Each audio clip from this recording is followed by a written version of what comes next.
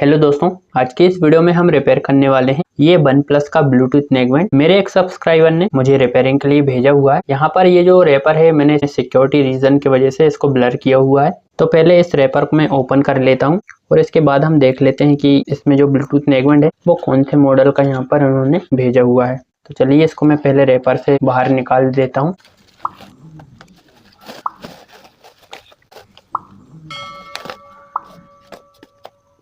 ये है one plus का वायरलेस Z2। जो सब्सक्राइबर हैं उन्होंने मुझे बताया था इस ब्लूटूथ में जो फॉल्ट है वो ये था कि इसके जो दोनों स्पीकर्स हैं ये वर्क नहीं कर रहे थे। चलिए पहले इसको ऑन करके देख लेते हैं कि इसमें बैटरी है या नहीं। तो यहाँ देखिए ये पावर ऑन होने लगा है और पहले इसकी जो चार्जिंग है मैं चार्जिंग टेस्ट कर लेता हूँ, चार्जिंग ओके है या नहीं।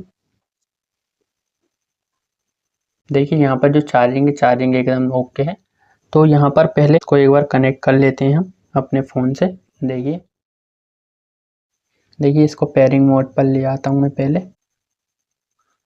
तो यहाँ देखिए वन प्लस वायरलेस Z2 यहाँ पर आ गया। इसको मैं कनेक्ट कर लेता हूँ अपने फ़ोन से पहले।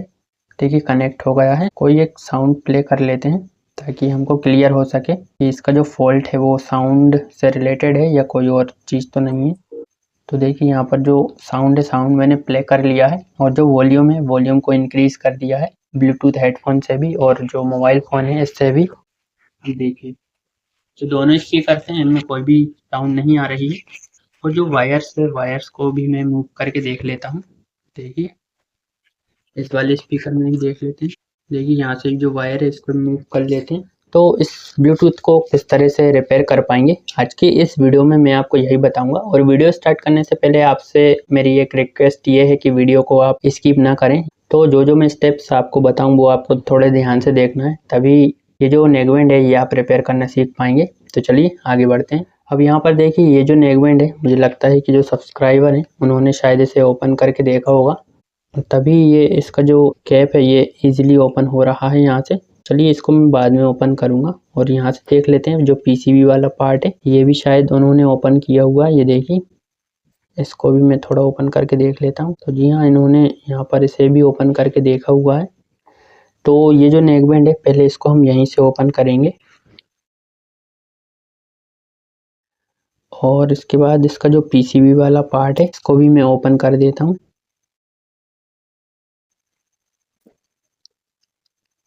अब देखिए यहाँ पर मैंने इसको ओपन कर दिया है पूरा। अब यहाँ पर देखिए PCB वाला जो सेक्शन है ये मैंने ओपन कर लिया है। सिंपली हमें करना क्या है कि इसका जो वायर वाला कैप है कैप को हमें ओपन करना है और यहाँ पर हल्का सा हमें जो वायर है वायर को खींच के ये चेक करना है कि इसका जो वायर है वो यहाँ से तो डैमेजिंग नहीं हुआ। देखिए यहाँ पर एक ट्विज़र की हेल्प ले लेनी है हमें वायर को बाहर की साइड खींचने के लिए। देखिए यहाँ से जो वायर है डैमेज नहीं दिख रहा है मुझे कहीं से भी। यहाँ पर जो वायर है ऑलमोस्ट ठीक है। चलिए इसको वापस हम वैसे ही कर देते हैं।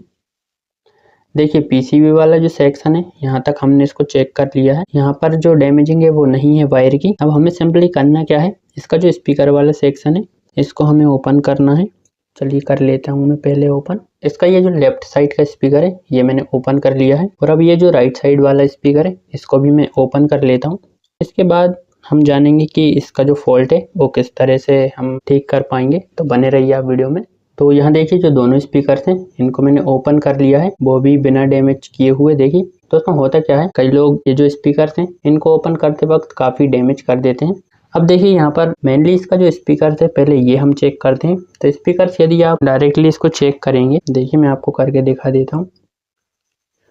देखिए डायरेक्टली यदि आप ये स्पीकर चेक करेंगे तो ये रीडिंग नहीं दिखाएगा। उसका रीज़न ये है, यहाँ पर आप देखने की कोशिश कीजिए, इसमें ये जो रेड कलर की ग्लू लगी होती है जिस कारण से ये जो स्पीकर है रीडिंग नहीं दिखाता। इस ग्लू को हल्का सा हमको हटाना होगा। देखिए यहाँ पर जो ग्लू है इस ग्लू को मैंने क्लीन कर दिया है। अब जिस स्पीकर से इस स्पीकर की जो रीडिंग है वो चेक कर देखिए। इसका ये जो लेफ्ट वाला स्पीकर है ये ठीक है। यहाँ पर ये देखिए इसमें रीडिंग आ रही है और इसका जो राइट वाला स्पीकर है ये भी हम चेक कर लेते हैं। ये देखिए यानी कि ये तो क्लियर हो गया ये जो नेकबैंड है कि दोनों स्पीकर एकदम ओके हैं। स्पीकर में कहीं से कोई भी फॉल्ट नहीं है। और यहाँ पर मैं आपको एक छोटी सी चीज़ और समझा देता हूँ। कई बार होता क्या है, नो साउंड की प्रॉब्लम, ये जो होल्डिंग आप देख रहे हैं स्पीकर पर यहाँ से भी कई बार वायर है वो डैमेज हो जाती है जिस कारण से जो स्पीकर है वो वर्क नहीं करती। बट काफ़ी कम केस में ऐसा होता है, यहाँ से वायर डैमेज नहीं होता क्योंकि इस पर एक्स्ट्रा प्रोटेक्शन के लिए जो ग्लू है वो हार्ड ग्लू लगी होती है। और यहाँ पर भी देखिए वायर है वो लगा हुआ है। अब मेनली ये जो कैप आप देख रहे हैं मेरे हाथ में, इस कैप को हमें यहाँ से पहले करना है ओपन। कैप के ऊपर भी काफ़ी ज़्यादा ग्लू लगी होती है, तो इसको भी मुझे ईजिली ओपन करना होगा ताकि इसके जो स्पीकर का ये जो कैप है ये डैमेज ना हो। चलिए इसको ओपन कर लेता हूँ पहले मैं। देखिए दोनों स्पीकर के दोनों कैप ओपन करने के बाद अब हमें क्या करना है, स्पीकर के जो वायर्स हैं इन वायर्स को पहले कर लेना है डिसोल्ड। देखिए इस स्पीकर के जो वायर्स हैं ये डिसोल्ड कर लिया है मैंने।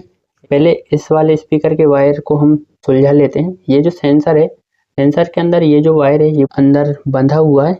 इस वायर को मैं ओपन कर लेता हूँ और जो ग्लू है ग्लू को भी मैं हटा देता हूँ ताकि जो वायर है वो यहाँ से इजिली निकल सके। और जो देखिए ये जो वायर है ये हमको इस प्रकार से सुलझाने हैं ताकि इसकी ये जो सेंसर वाली वायरिंग है ये डैमेज भी ना हो और जो स्पीकर के तार हैं वो इजीली हम बाहर की साइड इसको निकाल दें। तो यहाँ देखिए दोस्तों इसके जो वायर्स थे ये मैंने यहाँ पर निकाल दिए हैं। देखिए कुछ इस प्रकार से जो दोनों स्पीकर हैं। अब यहाँ पर जो फॉल्ट है वो कहाँ से आता है वो पहले आप देख लीजिए, मैं आपको दिखा देता हूँ। तो देखिए इसका ये जो वायर है ये मैं अंदर से खींचता हूँ। देखिए यहाँ पर ये जो वायर है खींचने के दौरान ये यहाँ से टूट गया है। ये जो वायर है इसकी डैमेजिंग यहीं से हुई है, ये देखिए। तो यहाँ से वायर ऑटोमेटिकली डैमेज हो जाता है क्योंकि इसमें एक पिन लगी होती है। पिन लगी होने के कारण ये जो वायर है ये डैमेज हो जाता है। देखिए ये यहाँ से टूट गया है। और ऐसे ही इसका ये जो वायर है ये भी मैं आपको निकाल के दिखा देता हूँ। देखिए ये वायर भी यहीं से डैमेज हो रहा है। इसकी ये जो ऊपर वाली रबर है ये एकदम फ्रेश रखी हुई है, यहाँ से रबर कहीं से भी डैमेज नहीं है। तो हमें क्या करना है, इसका अंदर का ये जो का तार हमको यहाँ पर रिप्लेस करना होगा और अंदर का जो वायर वो भी अच्छी क्वालिटी का हम इसमें डालेंगे। हल्का वायर डालेंगे तो वो वापस से ब्रेक होकर टूट जाएगा। देखिए यहाँ पर मेरे पास ये ओरिजिनल नेगवेंट का ही वायर है, ओरिजिनल है। और तो ये जो तार है मुझे इस रबर के अंदर डालनी होगी। तो ये किस तरह से डालेंगे वो मैं आपको दिखा देता हूँ, तो आप बने रहिए इसी वीडियो में। देखिए इसका वायर रिप्लेस करने के लिए हमें क्या करना होगा, ये जो वायर यहाँ पर सोल्डरिंग है इस वायर की सोल्डरिंग यहाँ से हटानी होगी। तो पहले इसका ये जो टैप है ये हटा देते हैं।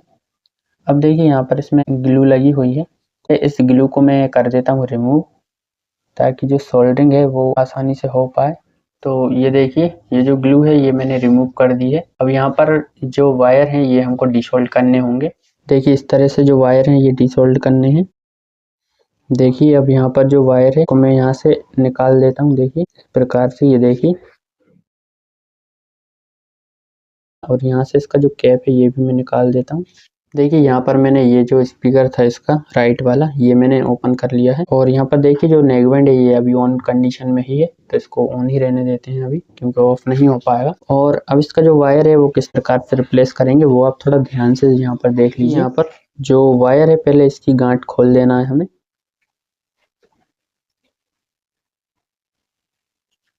देखिए गांठ मैंने खोल दी है। यहाँ पर देखिए ये रिबन टाइप का जो इसमें ये दिया हुआ है, इस रिबन को हमें पहले निकाल देना है क्योंकि ये जो रिबन है इस रिबन की यहाँ पर कोई भी आवश्यकता नहीं है कि अब हम इसमें जो वायर है वो पूरा ही रिप्लेस कर रहे हैं। तो वायर अंदर डालने में काफ़ी दिक्कत होती है, ये जो रिबन लगी होती है। अब यहाँ पर मैं पहले इस रिबन को यहाँ से खींच लेता हूँ।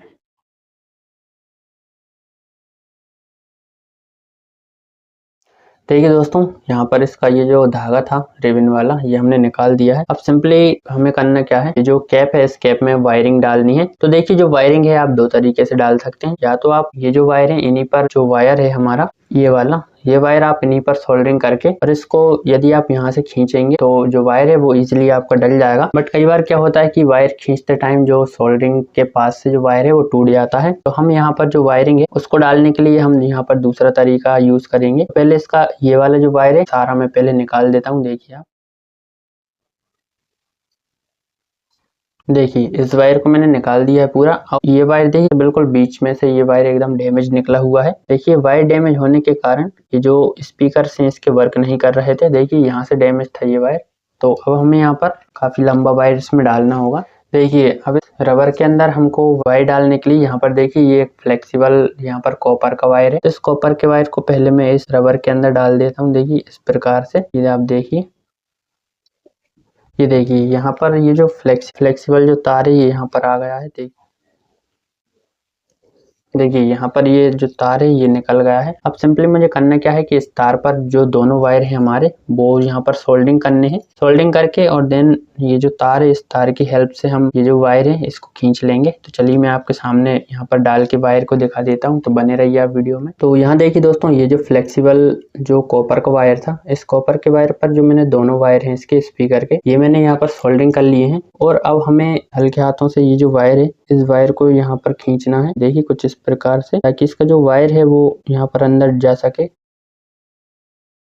अब ये जो वायर है ये यहाँ पर जा रहा है अंदर, देखिए। तो इस तरह से दोस्तों ये जो इसका तरीका है, ये तरीका काफी अच्छा है इस वाले नेक बैंड में वायर डालने के लिए, और ये काफी यूनिक तरीका है। तो ये तरीका आपको कोई भी नहीं बताएगा इस तरह से। देखिए जो वायर है वो यहाँ पर मैं खींच लेता हूँ। देखिए ये जो वायर है यहाँ पर आ गई है और कुछ वायर यहाँ पर रह गई है। तो देखिए कितने आसान तरीके से मैंने ये जो वायरिंग है के अंदर डाल दी है।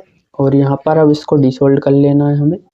ये देखिए ये दोनों वायर यहाँ पर डिसोल्ड हो गए हैं। अब ये जो वायर हैं ये तो मैंने डाल दिए हैं। अभी वापस स्पीकर में जो वायरिंग है वो हमको यहाँ पर पहले फिक्स कर देनी है। तो किस तरह से करेंगे वो भी मैं आपको दिखाऊंगा। आपको बस यहाँ पर वीडियो को बिना स्किप किए हुए एंड तक जरूर देखना होगा। अब देखिए दोस्तों, यहाँ पर पहले जो वायर हैं ये हमको यहाँ पर सोल्डिंग कर लेने हैं। देखिए कुछ इस प्रकार से ही जैसे हमने इसको निकाला हुआ था। तो देखिए यहाँ पर मैं एक गांठ बांध देता हूँ इसमें। इसका ये जो वायर है इस पर खींचने पर वापस निकले नहीं। देखिए हमको इसमें जैसा काम इसमें था वैसा ही काम हमें इसमें करना होगा। अब यहाँ देखिए दोस्तों, जो दोनों साइड की जो कैप है इनमें मैंने गांठ बांधी है। ये देखिए यहाँ भी बांधी है और यहाँ भी बांधी है। गांठ बांधने से होगा ये कि जो वायर है वो निकलेगा नहीं। अब यहाँ पर ये जो कैप है इस कैप को लगा के वापस, और जो वायरिंग है ये पहले हमको सोल्डिंग कर देनी है। देखिए यहाँ पर सोल्डिंग कर देते हैं। देखिए एक वायर सोल्डिंग हो गया, जो दूसरा वायर इसे सोल्डिंग कर देते हैं। देखिए यहाँ पर भी जो वायर है ये सोल्डिंग हो गया है। यहाँ पर ये वाला जो राइट साइड का जो स्पीकर था इसकी वायरिंग मैंने कर दी है, देखिए काफी अच्छे से। और यहाँ पर जो गांठ है वो भी बांध दी है, और यहाँ पर मैंने ग्लू भी डाल दी है ताकि ये जो वायर है ये निकले नहीं। अब दोस्तों सेम प्रोसेस हमें ये जो लेफ्ट वाला स्पीकर है इसमें करना है। और इसमें ध्यान रहे कि इसमें सेंसर के लिए यहाँ पर 3 वायर और दिए हुए हैं। चलिए पहले किस तरह से ये जो वायर है ये हमको निकालना है। तो यहाँ पर जो ग्लू है पहले ये मैं रिमूव कर देता हूँ। देखिए इसमें भी जो गांठ है वो मैं ओपन कर लेता हूँ।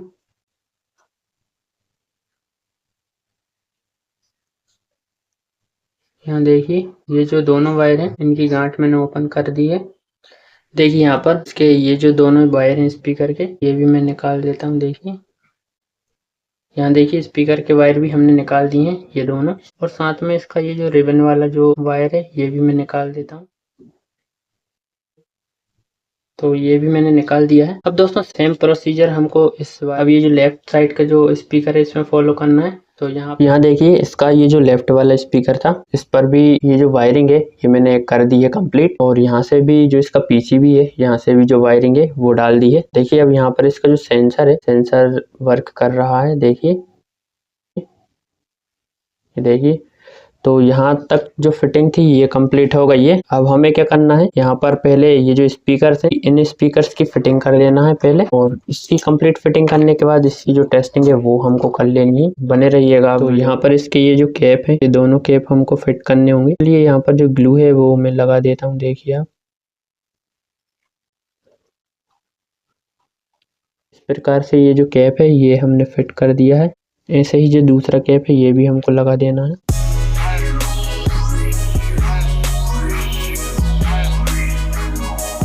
देखिए यहाँ पर जो दोनों कैप मैंने काफी अच्छे से इनकी जो फिटिंग है ये कर दी है। अब यहाँ पर हमें करना क्या है, इसके जो स्पीकर्स है स्पीकर्स को फोल्डिंग करके और इनको भी फिट कर देना है। चलिए ये भी हम कर देते हैं। फिर लास्ट में इसके जो कैप हम फिट करेंगे। स्पीकर्स के जो कनेक्शन है ये मैं कर देता हूँ। देखिए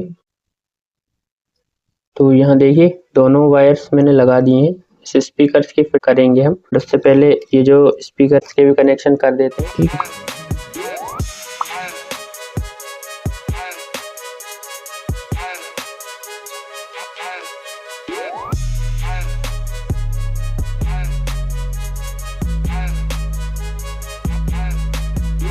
देखिए यहाँ पर जो स्पीकर है इसकी फिटिंग हो गई है। अब चलिए इसके ये जो दोनों कैप हैं इसकी फिटिंग कर देता हूँ मैं। यहाँ पर जो ग्लू है ग्लू लगाएंगे हम। देखिए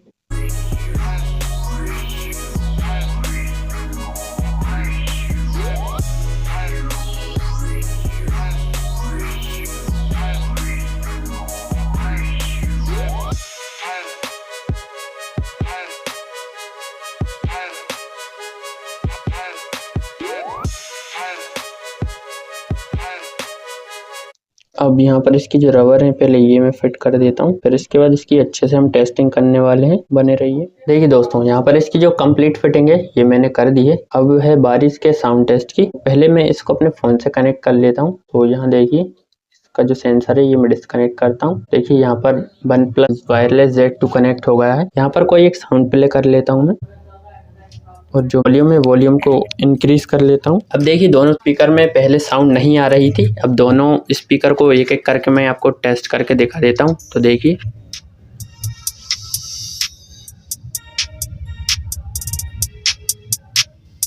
इस वाले स्पीकर में काफ़ी अच्छी साउंड आ रही है। अब इस वाले में चेक कर लेते हैं।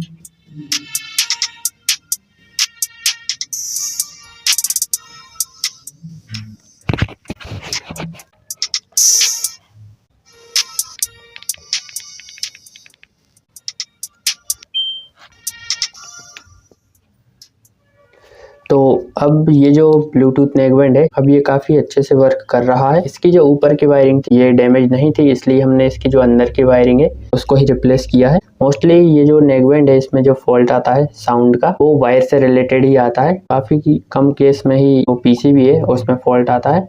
और यदि आपको मुझसे ब्लूटूथ नेकबैंड रिपेयर करवाना है तो आप मुझे इंस्टाग्राम पर फॉलो कर सकते हैं और आप मुझे वहां पर डीएम कर सकते हैं। इंस्टाग्राम का जो लिंक है वो आपको डिस्क्रिप्शन में मिल जाए। तो मैं उम्मीद करता हूँ मेरे द्वारा दी गई जानकारी पसंद आई होगी। तो रिपेयरिंग से रिलेटेड वीडियोस देखने के लिए चैनल को जरूर सब्सक्राइब कीजिए। मिलता हूँ आपसे किसी और वीडियो में, तब तक के लिए बाय।